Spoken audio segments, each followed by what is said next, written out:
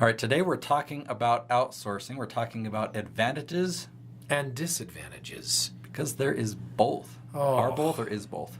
Because there are both. There are both. Got to make sure your verbs agree. Coming up.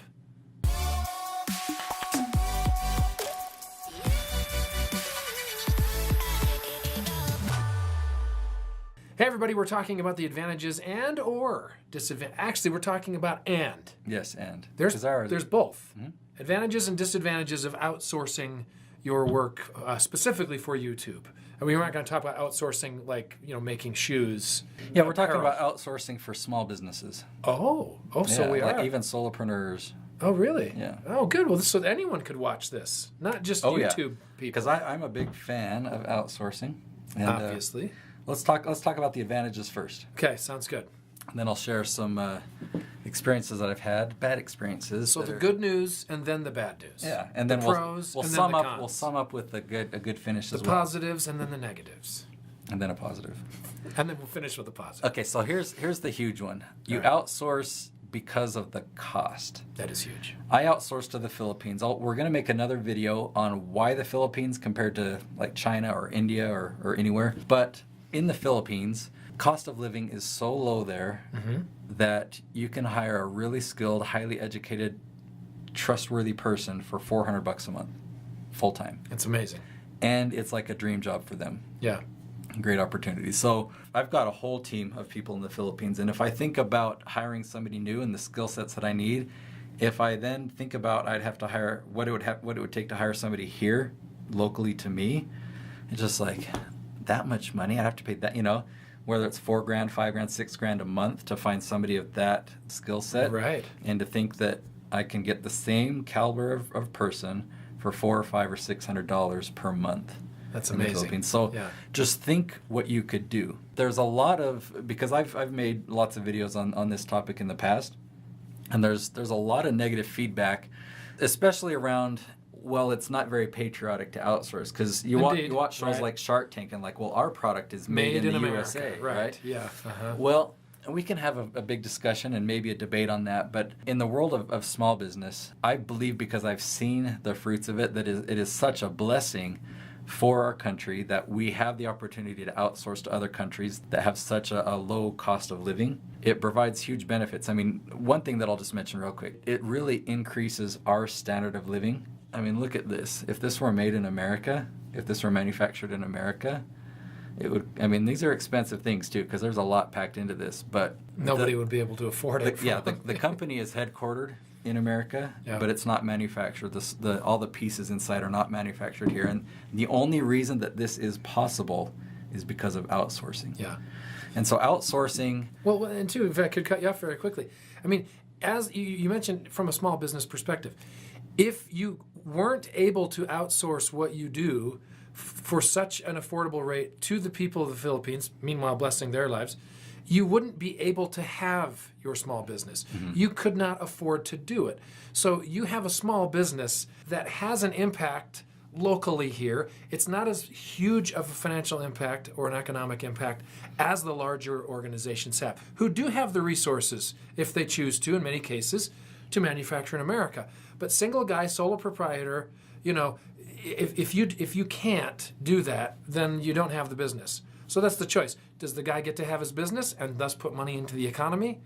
Or do we get upset at him because he's outsourcing to people in another country? Really pennies on a dollar compared to what larger organizations. Well, my company is a clear example. My company would not exist without outsourcing. Exactly. That's exactly what I meant. You personally would not be going back this. to my former service when I offered website design, all of our customers were in the United States. There was maybe a couple, one in Australia, maybe one or two in England, but and a few in Canada. But think about all the help that we did to mostly American companies, helping them with their website, that we charged them such a significantly lower price, right? Obviously because our costs were a lot lower, and yet we charged a lot lower price, and we were very profitable. It makes sense. And so same thing nowadays.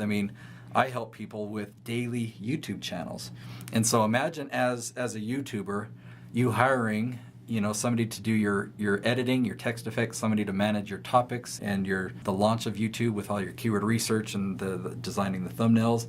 It can easily, for a daily channel, that can easily take a team of 3 or more people. Yeah. And because I outsource, the costs are obviously drastically lower, and that's why people can hire me to film 30 videos every single month or something. I love that. Yeah. Okay. Let's move on to another benefit. This is really cool, especially when the country they're outsourcing to is literally on the other side of the planet. Right. Because I can go through my work day. If I work, a traditional, 8 to 5 type day, I finish my work. I have a list of tasks that I'm thinking I would like my team to do. Mm-hmm. Right when I'm ending my work shift, 5 a.m. for me is like 7 or 8 a.m. depending on daylight savings, 8 a.m. in the morning for them. So I finish my day, I give them a list of tasks, and by the time I begin my work, the next day, all those tasks are already done. Yeah. So that's so cool. Round the clock. To know that I'm sleeping and my team is working away. Yeah. So, and they're not working graveyard shifts. They're working. This working is a during their regular hours. day. Yeah. I let them control their hours, which is also nice. So another great advantage is I love the fact that this is helping people in a third world country, because there's a lot of charities, and sometimes I felt guilty for certain charities that I haven't contributed in, or humanitarian things that it's like, yeah, maybe I should contribute to that, and then But then I was reminded, because I participate in things through my church and whatnot, but it's pretty distant. It's kind of like donating some funds here. Right. And then I thought, and I'm feeling emotional about this, I provide full-time employment for 9 people in the Philippines, and I'm like, that's pretty cool. Yeah. Not too many people can say that. Indeed. And so it was shocking to me at first. I've been outsourcing for 8.5 years. In the beginning, even for the first couple of years, it was shocking to me when they would, share their thanks and their gratitude with me. And it's because I feel like, man, I'm paying you $400 or I'm paying you $500 a month for full-time work, and and obviously I'm charging. For a website, I would charge $2,000. And so I would feel a great sense of appreciation for them. Right. Just like, I'm so grateful for what you do and that I'm able to do it for such a low cost. But to have them turn around and just say, for example, this is a woman that no longer works for me. She's now a full-time mom. She started working for me before she was a mother. And I paid her about $400 a month. And she emailed me one time saying, she'd been working for me for about a year, and she said, thank you so much for allowing me to work with you for the past year. We were able to buy a new house that's up on a hill, so when we have the flooding, we don't have to worry about water getting in our home anymore. And it just... Yeah. Sorry. It really hit me, like, what a great service that this is, and again, I feel like it's such a great blessing to me and to entrepreneurs that are in the United States that can use this, and it's real humbling to know that it is a great help to them. Outsourcing really has raised the standard of living, the cost of the things that we buy, the cars that we drive, all the appliances, the furniture, the clothing that we wear. I can go and spend $100 on a shirt, but if I want to buy that same shirt for $10, I can because of outsourcing. I can go to, I'm wearing my Be the Hero shirt. Of course you are. But I can go to, I like to wear Under Armour. So I can go to the Under Armour store and find a shirt for 10 or $20. And you wouldn't be able to buy shirts of that quality for that low of a cost without outsourcing. Yeah, that's true. We all benefit, no question about it. Obviously, it's a big help to my business. Why am I making this video? Because I recommend that you outsource. Just think about the huge impact that would make. What would you do if you had somebody working for you 8 hours a day? And you could do a lot, and you didn't have to pay them $5,000 a month. You could pay them $500 a month. Yeah, boy, the imagination runs wild. The things that we could do with the time and the resources, and putting, a lot of people like to get into business to put their own energy into it, their own mental. I want to be the leader and the visionary, but especially in a small business setting, you end up wearing a million different hats, and to be able to outsource some of those hats at a very affordable price is exciting, no question about it. Yeah, that's the difference of being self-employed versus actually being a business owner, where you get to grow and create systems that then instead of trading your time for dollars, you're actually creating a business that runs independent of you. And anyway. Well, we promised some cons. Yeah, we're going to talk about some disadvantages. Yeah. And I've been doing it for 8.5 years. So these are from my real experience. And one is that I'm not there to look over the shoulders of my team. And my team, I'm talking to the camera right now because they're the ones that edit this video. I have a lot of trust in my team. Clearly. And I'm going to share a couple stories when it's kind of backfired. So it's listed under the disadvantages section here. But I'm not there, to look over the shoulders of my team or to supervise them. And when they say they work 8 hours, I just choose to trust. I expect to see results and stuff like that. Right, but of course, get the job done. Yeah. And so that would apply to remote work or of any sort, I guess. Sure, yeah. I've also found that through outsourcing to a foreign country, there's a little bit more hand-holding that's required. This could be a good or a bad thing. I mean, if I create a system and I hire somebody to then follow the steps of that system, whether it's to design, a video logo, video intro in a certain way, when they create it the first time, it won't be what I am hoping for. But I can then go back in and say, okay, well, here's what you did right. Here's some things that I need corrected. And they'll go through and they'll make some improvements, but it still won't be exactly the way that I want. But over time, they'll get what I want. And so then when I hand them another project, I might have to give them feedback once or twice. And then, so over time, they learn. And so there is time required to train. And I call it hand-holding. Maybe I don't mean that in any derogatory way, but it just takes time. I'm going to talk about one more advantage. The time that you put into people in the Philippines especially is well worth it because they're very loyal and they're not going to become your competitors. I was really worried about that at the beginning. If I share all my secrets, what stops them from leaving and starting their own company and becoming my competition? Yeah. It just doesn't happen. We'll talk more about that in another episode. But it does take time, but it's worth it. You put the time into training somebody, and now it's really I've replicated myself because I train them to do things exactly the way that I've done it, and now I've replicated myself, and I can do it again and again. We were talking about disadvantages, not advantages. Well, but you jumped onto the advantage list. All right, so here's a disadvantage. I have found that some people are flaky, and this is just a practice. I've found that if I hire 2 people, that will typically end up being one good person because one person will just flake out and disappear. So a disadvantage is sometimes people are going to be flaky. There's things that you can't. But that's also a disadvantage in a face-to-face setting. If you were working with them locally, you'd still also end up with a flake here and there. It just may take you longer to weed out the flakes if they're 9,000 miles away. Yeah, definitely.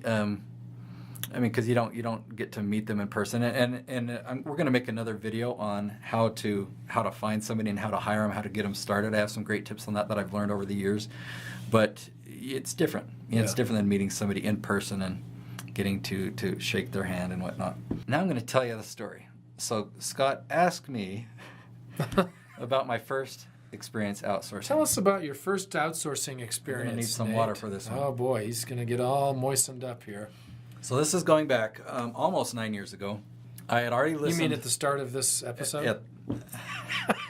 No, I'm saying it feels like it's been 9 years since we began. No, you're fine. Keep going. So almost 9 years ago, I cue the music. I had learned about outsourcing from an audio download that I had, and I got so excited about it because I learned about outsourcing in the book The 4-Hour Workweek by Tim Ferriss. That you listened to? Or did you read that one? Oh, of course I listened to that one. I listened to that one multiple times. But the outsourcing thing seemed really foreign to me. And I've used that line before and realized that that's kind of course outsourcing is foreign. Yeah, it's pun intended. But an intended pun there now. Outsourcing was it seemed too big of a step from what I learned from 4-Hour Workweek. But then a friend of mine, John, he's a friend of mine now, I listened to this audio, and within 36 hours, I had hired my first person. Wow. Because it just I had a paradigm shift about, I can actually do this, and I didn't realize that you could hire somebody for $400 a month. So I hired my first person. This is what I was still an employee back then. I was an employee doing telemarketing sales, but I also wrote articles for them as an independent contractor. Mm-hmm. So they did article marketing back then. They would give me topics and tell me to write an article of a certain length of words. and depending on the length, they would pay me $10 to $12 per article. So then I learned about outsourcing right after starting this article writing thing, and I decided to hire a writer. A ghostwriter. In the Philippines. Mm-hmm. And so I would give her the topic. She would write the article. I would proofread it, correct it a little bit, and then I'd send it off. I'd get paid $10 or $12, and I'd pay her a couple bucks. And it kept going for a while, and over time she got better and better. So this was a pretty awesome setup. I was pretty proud of myself. Yeah, I'm outsourcing. And okay, well, fast forward a few months, and I hadn't been keeping tabs on things. I hadn't been really taking care of quality control. Yeah, I was going to say. And I just decided to check. So I grabbed an article. Something must have triggered it. Like I read something like that's really good. So I copied good for the ghostwriter. I copied the paragraph and pasted it into a tool that I think it was Grammarly that I used, and it basically said, oh, this sentence was pulled from here, this was pulled from here, and I was like, oh, this whole thing that she had written was just plagiarized content pieced together from other sources. Without attributions at all. Oh no, it was like, here's the article. Oh. And so I had submitted, I went back in the history and found that there were 50 articles that I had submitted to my company that I'd already been paid for that were plagiarized. Wow. So I fired her. I probably could have gone to her and talked to her and said, did you know? But I think she knew. And they didn't fire you. Well, as soon as I knew, I'm like, you know what? I'm going to get in big trouble if they catch this. Right. So I went in that very next morning, and I went and I went to the CEO of the company and sat down, and I said, I have something I need to share with you. He thought it was hilarious. He wasn't mad at all. He just thought it was funny. But he wasn't my supervisor over that position, so he said, you got to go talk to this guy who was a punk kid, much younger than me, and liked having his position of authority, and he did not like it. And so I was allowed to rewrite the 50 articles myself that I'd already been paid for, but I was not allowed to be an article writer anymore. Wow, that's quite the restitution there. So is that that's a disadvantage of outsourcing? I would say so. Part of it is a learning experience. Because, man, after that happened, what do you think I did? Within a couple of months, I had 10 employees. I had caught the bug. I wouldn't think you'd have done that. Oh, I caught the bug of outsourcing. I realized what I could do. I just blamed myself for that problem happening because I realized, man, this thing can really work. You know, I mean, it had a bad ending in that specific story, but just seeing what was possible, I'm like, okay, that was my first try. Do these people pay taxes? Are you responsible for any of that, or insurance? You don't have to worry about that unless they're U.S. citizens. Then you have to worry about taxes and insurance. But when they're in another country like that, it's just like you're paying an independent contractor. So I call them employees, but technically they're not employees. Yeah, they're like 1099 type people or whatever. Here, that's an advantage. That is an advantage. Huge for sure. advantage. Yeah. All right, so I've got one more story, and this one's a recent one, and it's a doozy. It's a doozy. Get your pillows. You think. So I've been outsourcing for 8.5 years, and I really only have these two stories to share of bad experiences. Oh. And I'm not hesitant to share this because why hide it? But this was kind of a doozy.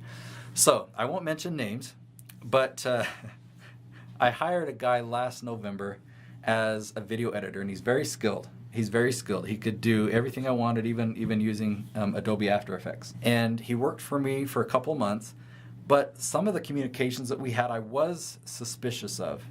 I had some suspicions, but I was getting work. You know, I had suspicions in the hours that he was reporting. I had suspicions in I wanted a certain output, and he would report that his computer couldn't handle it and certain things. But, you know, I had experience already, and I knew what should have been possible. But then it came to a point where I needed to hire a second person in that same position. And he recommended that I hire his brother. And I cut corners in my hiring process. I wasn't as thorough in hiring the brother. I just kind of trusted. And you're going to like this story. So now I've got his brother and him working for me doing that same position. And I started to have more suspicions, but I'm a trusting guy. I mean, I've had such a great experience for 8 years. And in fact, one of the editors on this video has worked with me that entire time. He started with me on my web design team. I love my team and I trust them, and they deserve that trust. But in this case, I started to have some suspicions, and I just started thinking about them more and more often. And then one of my other team members came to me and said, Nate, I think, and I'll just say the second guy, the brother, I think the brother is a dummy. And as soon as I heard that, I'm like, yeah, that's what my guess was too. Meaning that, and so we decided, you know what, we better. Not a real person? Not a real person. Yeah.